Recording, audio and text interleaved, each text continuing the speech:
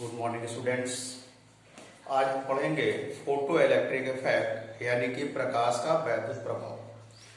Photo electric effect क्या होता है बेटा, आइए देखते हैं।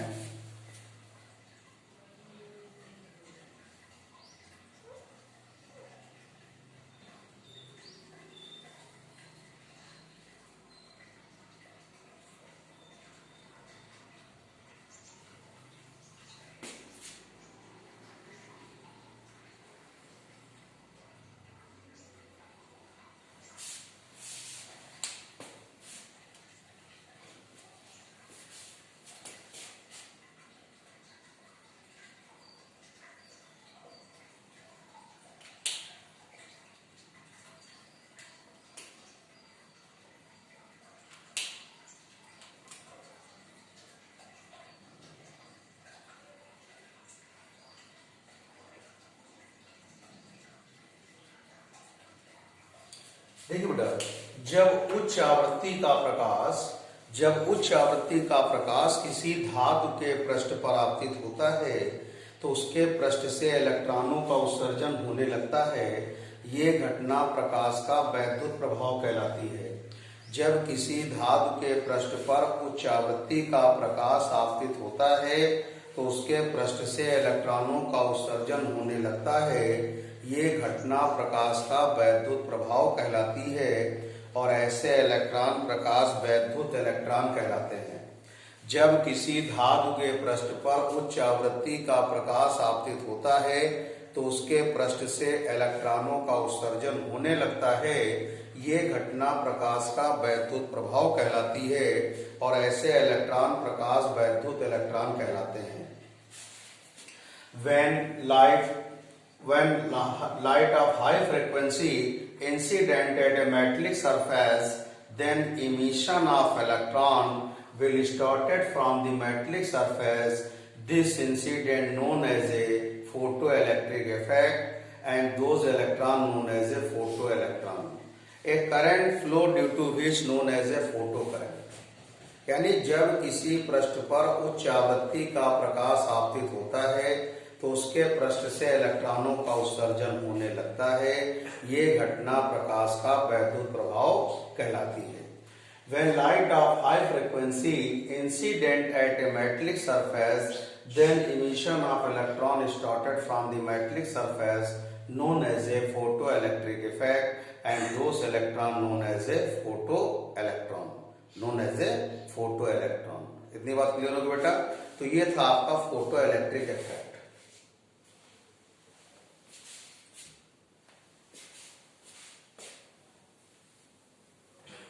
अब देखिए law of photo electric effect.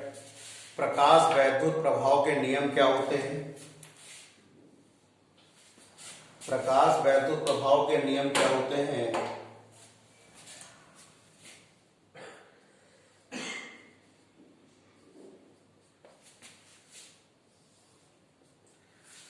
किसी पृष्ठ से उत्सर्जित इलेक्ट्रॉनों की संख्या कैपिटल N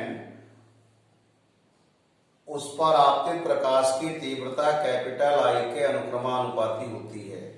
किसी पृष्ठ से उत्सर्जित इलेक्ट्रॉनों की संख्या कैपिटल N उसके आपतित प्रकाश की तीव्रता के अनुक्रमानुपाती होती है, लेकिन उसकी आवृत्ति पर निर्भर नहीं करती है।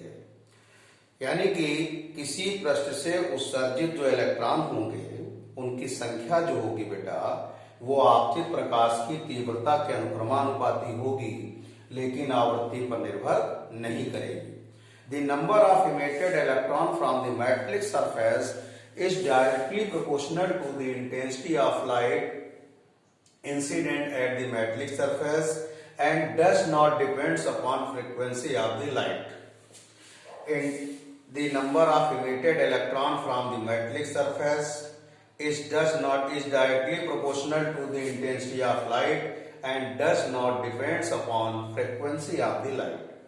Second point है the kinetic energy of emitted electron is directly proportional to the frequency of the light and does not depends upon the intensity of the light.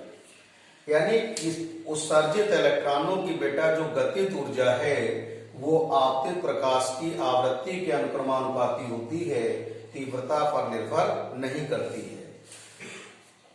उत्सर्जित इलेक्ट्रॉनों की गतिज ऊर्जा आपतित प्रकाश की आवृत्ति के अनुक्रमानुपाती होती है और तीव्रता पर निर्भर नहीं करती है। Kinetic energy of emitted electron is directly proportional to the frequency of the light and does not depends upon intensity of the light। यानी काइनेटिक एनर्जी का पर इंटेंसिटी का कोई इफेक्ट नहीं होता है, फ्रीक्वेंसी का इफेक्ट होता है। फ्रीक्वेंसी से आप चेंज कर सकते हो। थैंक यू बेटा। थर्ड पॉइंट ये है, जब किसी धातु के पृष्ठ पर एक निश्चित आवृत्ति से कम आवृत्ति का प्रकाश डाला जाता है तो उसके पृष्ठ से इलेक्ट्रॉनों का उत्सर्जन नहीं होता है। जब किसी धातु के पृष्ठ पर एक निश्चित आवृत्ति से कम आवृत्ति का प्रकाश डाला जाता है तो उसके पृष्ठ से इलेक्ट्रॉनों का उत्सर्जन नहीं होता है। ये निश्चित आवृत्ति देहली आवृत्ति कहलाती है। ऐसे मान लीजिए किसी धातु के पृष्ठ की देहली आवृत्ति 5000 एंगस्ट्रॉम है। आप अगर 5000 एंगस्ट्रॉम से कम आवृत्ति का प्रकाश डालेंगे तो उससे इलेक्ट्रॉनों का उत्सर्जन नहीं होगा। हर मेटल, हर धातु की देहली आवृत्ति क्या होती है? अलग अलग होती है बेटा। बात समझ में आ गई? तो वो न्यूनतम आवृत्ति जिससे कम आवृत्ति का प्रकाश डालने पर वो न्यूनतम आवृत्ति जिससे कम आवृत्ति का प्रकाश डालने पर धातु के पृष्ठ से इलेक्ट्रॉनों का उत्सर्जन नहीं होता है, उसे देहली आवृत्ति कहते हैं और इसे न्यू नॉट से निरूपित करते हैं। किससे करते हैं बेटा? इसे हम न्यू नॉट से निरूपित करते हैं और इसका मात्रक हर्ट्ज या सेकेंड इनवर्स होता है। The minimum value of frequency required to emission of the electron from the metallic surface known as a threshold frequency।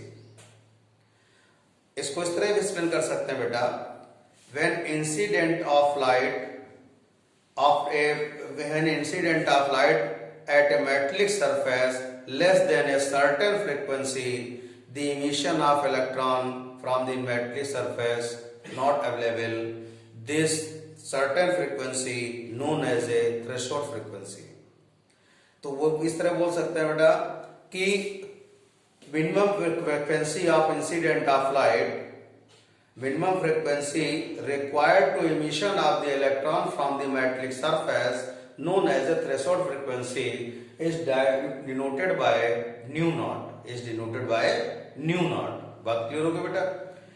अब देखिएगा फोर्थ पॉइंट, बेटा किसी धातु के पृष्ठ पर प्रकाश के गिरने और इलेक्ट्रॉनों के निकलने के बाद उनके बीच में समय पश्चता नहीं होती है, यानी टाइम गैप नहीं होता है, टाइम ड्यूरेशन नहीं होता है। No time duration between incident of light and emission of electron from the metallic surface, यानी कि जैसे ही आप लाइट इंसिडेंट होगी वैसे इलेक्ट्रॉन स्टार्ट हो जाए निकलना, और जैसे ही आप लाइट डालना बंद कर देंगे वैसे इलेक्ट्रॉनों की मिशन क्या होगा?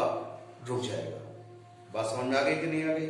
तो इसमें प्रकाश के गिरने और इलेक्ट्रॉनों के निकलने के बीच समय पश्चता नहीं होती है, यानी कोई टाइम डायलेशन नहीं होता है। No time dilation between incident of light at the metallic surface and elimination of the electron from the metallic surface.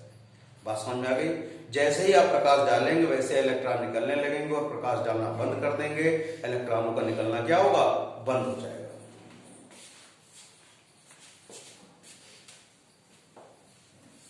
देखिए देहली तरंग दैर्घ्य, यानी कि देहली तरंग दैर्घ्य क्या होती है? देखिए आपको मालूम है C = न्यू लैम्डा होता है बेटा, तो न्यू = C अपॉन लैम्डा हो गया। C कांस्टेंट है तो nu proportional to 1 upon lambda आ गया भाई। C = होता है nu lambda, nu = C upon lambda, nu = 1 upon lambda हो गया। अब आप देखिएगा यहां से, अब जब ये वैल्यू क्या कहते हैं, अगर आप मिनिमम कर देंगे तो ये वैल्यू क्या होगी? मैक्सिमम हो जाएगी। जब फ्रीक्वेंसी आप मिनिमम करेंगे तो वेवलेंथ क्या होगी? मैक्सिमम हो जाएगी। और जब इसकी वैल्यू और मिनिमम कर देंगे तो इसकी वैल्यू क्या होगी? और मैक्सिमम हो जाएगी। तो जो इंसिडेंट मिनिमम फ्रीक्वेंसी पर होता है वही इंसिडेंट मैक्सिमम वेवलेंथ पर होता है। बात समझ में आ गई कि नहीं आ गई? कि when light incident at a metallic surface above then a maximum wavelength एक सर्टेन वेवलेंथ, इससे एबव वेवलेंथ की लाइट का अगर इंसिडेंट होता है तो उससे इलेक्ट्रॉनों का इमिशन नहीं होगा। यानी जब किसी धातु के पृष्ठ पर एक वो तरंग दैर्घ्य का वो अधिकतम मान जिससे अधिक तरंग दैर्घ्य का प्रकाश डालने पर धातु के पृष्ठ से इलेक्ट्रॉनों का उत्सर्जन नहीं होता है, उसे हम पहली तरंग दैर्घ्य कहते हैं और इसे लैम्डा नॉट से क्या करते हैं, निरूपित करते हैं। तरंग दैर्घ्य का वो अधिकतम मान जिससे अधिक तरंग दैर्घ्य का प्रकाश डालने पर धातु के पृष्ठ से इलेक्ट्रॉनों का उत्सर्जन नहीं होता है, उसे हम क्या कहते हैं, देहली तरंग दैर्घ्य कहते हैं। क्या कहते हैं, देहली तरंग दैर्घ्य कहते हैं और लैम्डा नॉट से निरूपित करते हैं। The maximum value of wavelength known as a threshold wavelength when incident light above this value no emission of electron from the metallic surface, यानी वो मैक्सिमम वैल्यू वेवलेंथ थी, इससे अबव वेवलेंथ का light अगर इंसिडेंट होता है surface पर तो उससे इलेक्ट्रॉनों का इमिशन नहीं होगा। No emitted electron from the metallic surface, this in value known as a threshold wavelength is denoted by lambda not.